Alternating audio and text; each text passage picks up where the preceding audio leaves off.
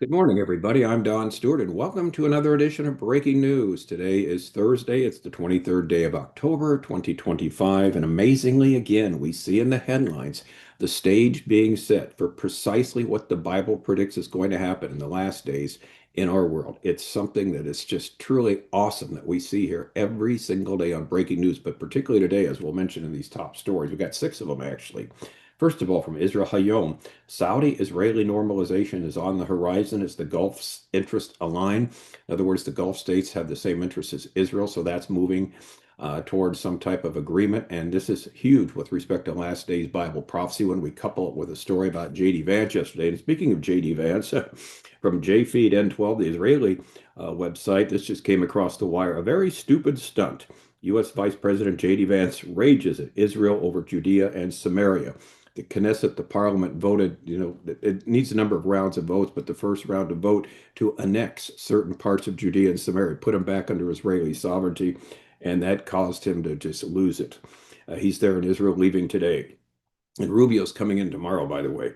And then we have Turkey. Okay, Turkey, one of the NATO country who is going to be involved in the Ezekiel 38-39 invasion on the side of Russia. They seek Western fighter jets to catch up with regional rival Israel. That's from the Times of Israel. And also from the Times of Israel, Netanyahu's office says there will be no Turkish troops deployed in Gaza, although Turkey's trying to be front and center in the reconstruction of Gaza. This is really interesting what we see here. And then two stories about Russia. First of all, U.S. sanctions major Russian oil companies. This is from the Epoch Times. And then from JFeed N12 again.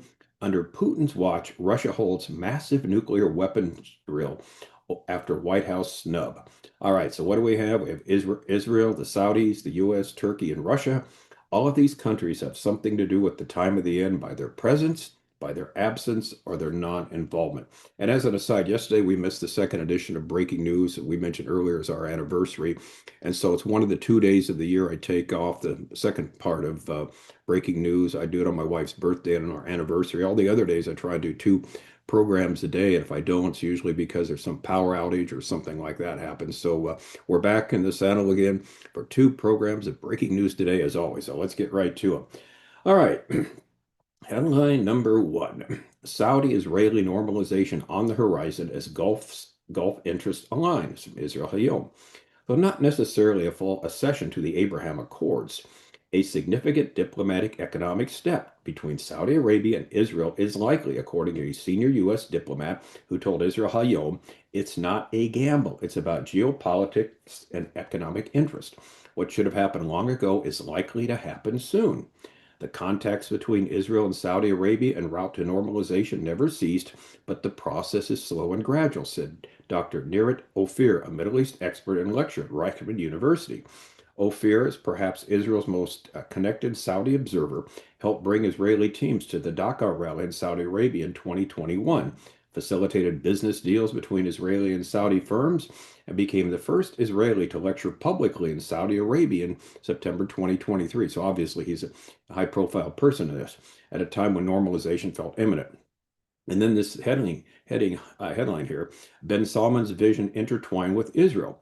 The Saudi interest centers on the realization of what's called the Vision 2030 plan. And we've mentioned this several times in the past, the 2030 plan.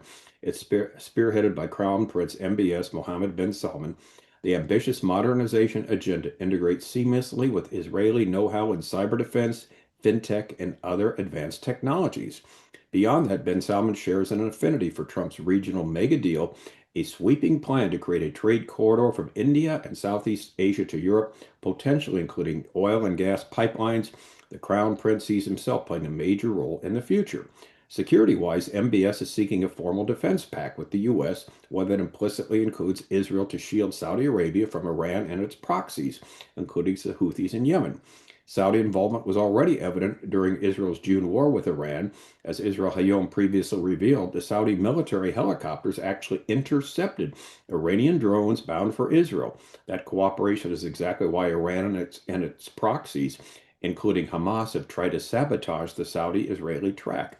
Intelligence revealed, now get this, documents from Hamas leadership showed that one of the stated goals behind the October 7th massacre of 2023 was to block Saudi Arabia from joining the Abraham Accords and halting normalization with Israel.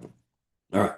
This story needs to be seen in light of the statement of J.D. Vance yesterday, how the U.S. is desiring to have less and less to do with the Middle East while the Saudis fill the gap of some sort of agreement with Israel. Recall that the Gulf states will protest the Ezekiel 38-39 invasion when it occurs. This indicates some sort of relationship between the countries. Otherwise, they'd be silent. The U.S. is non-existent in the coming invasion, as we've mentioned so many times. All right, this headline just came across the wire right before I'm recording here, so I put it in. Headline number 2, a very stupid stunt. U.S. Vice President J.D. Vance rages at Israel over Judea and Samaria. This is from JFeed N12. U.S. Vice President J.D. Vance strongly criticized recent Israeli parliamentary move on West Bank annexation during high-stakes meeting with Defense Minister Israel Katz. That's what they voted yesterday, 25-24, to move forward with the possible annexation of certain parts of Judea, Samaria, the so-called West Bank, where Israel would take control of it.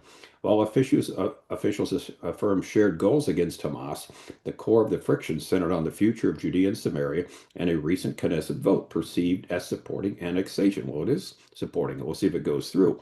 Now, we also have Marco Rubio coming in tomorrow, and we have another headline. This is from the Jerusalem Post. How he said it threatens the Gaza deal. He cautioned Israel's plan to advance the bill in applying sovereignty over the West Bank. He said it risks undermining the Gaza ceasefire deal ahead of his visit to Israel. Now, recall what we discussed yesterday.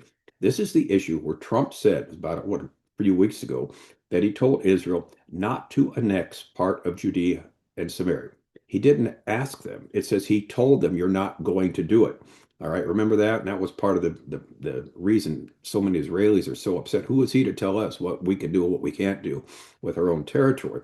So we're going to see how this plays out. Rubio arrives at Israel tomorrow. And this is the same territory, recall, that the Lord designated for the descendants of Abraham, Isaac, and Jacob. See our book, 25 Signs. We're near the end. Appendix 5, the biblical answer to the ownership of the promised land. And of course, that book, along with all our other books, are free downloads from our website, Educating Our World. And this is under the heading of Bible prophecy. All right, headline number 3. Turkey seeks Western fighter jets to catch up with regional rival Israel. In times of Israel, building on the Gaza agreement, Ankara is pursuing deals with Europe and the U.S. to upgrade its aging jet fleet while simultaneously developing its own stealth fighters. Anxious to bolster its air power, Turkey has proposed to its European partners in the U.S. Ways it could swiftly obtain advanced fighter jets as it seeks to make up ground on regional rivals such as Israel. Sources familiar with the talk say. Remember, Turkey is a NATO member, as this story recalls, which has the alliance's second largest military.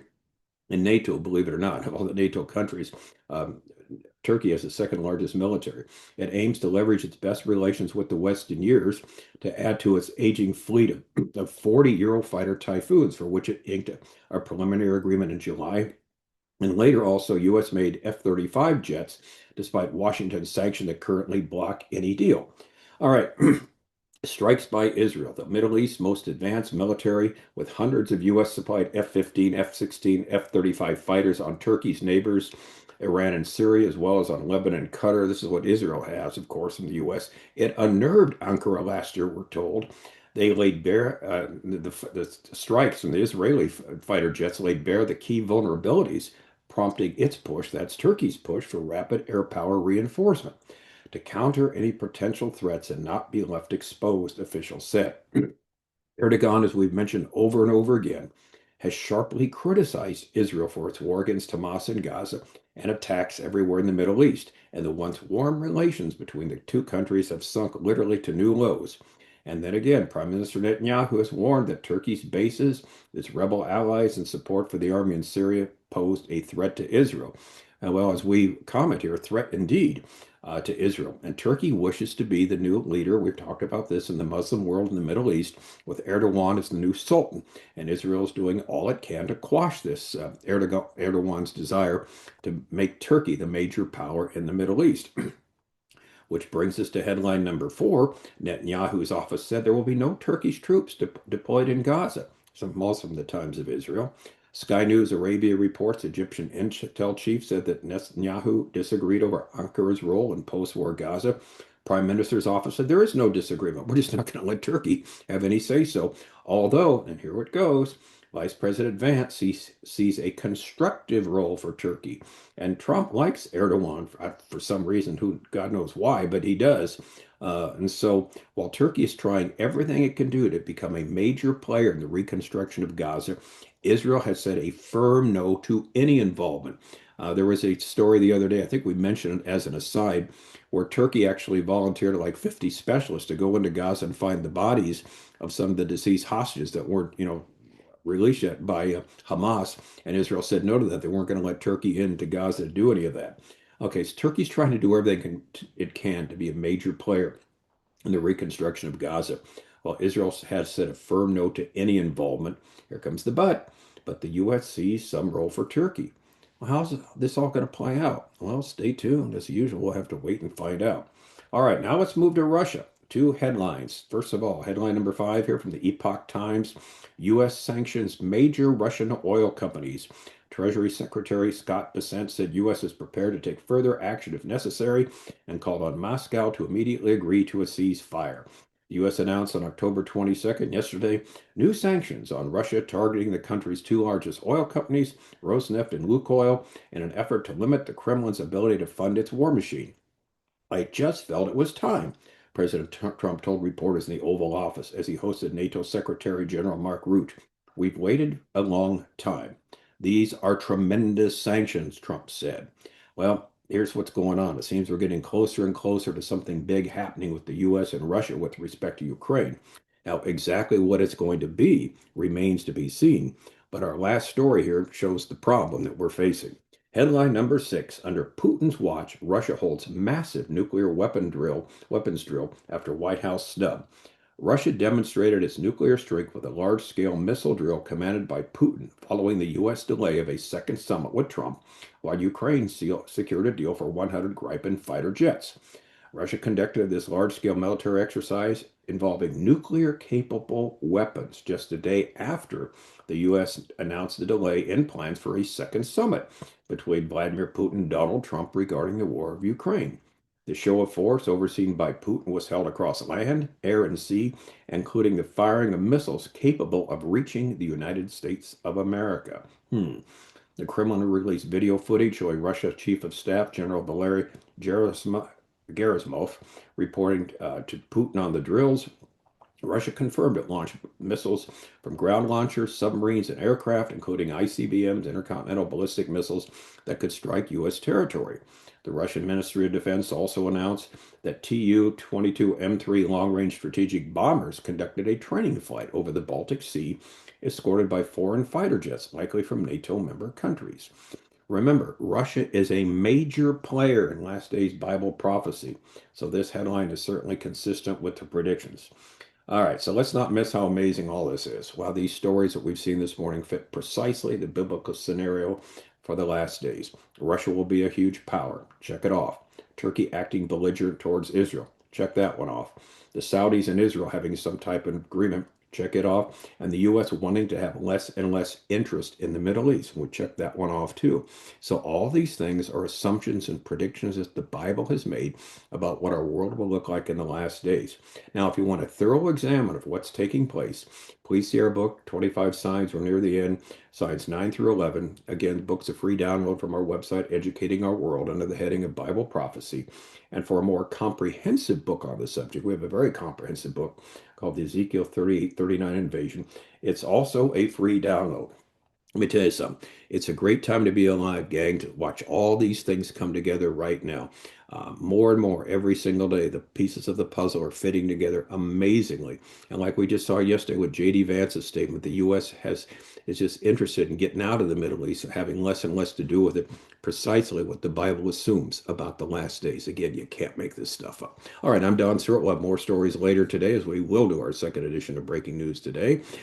As always, until then, may the Lord richly, richly bless.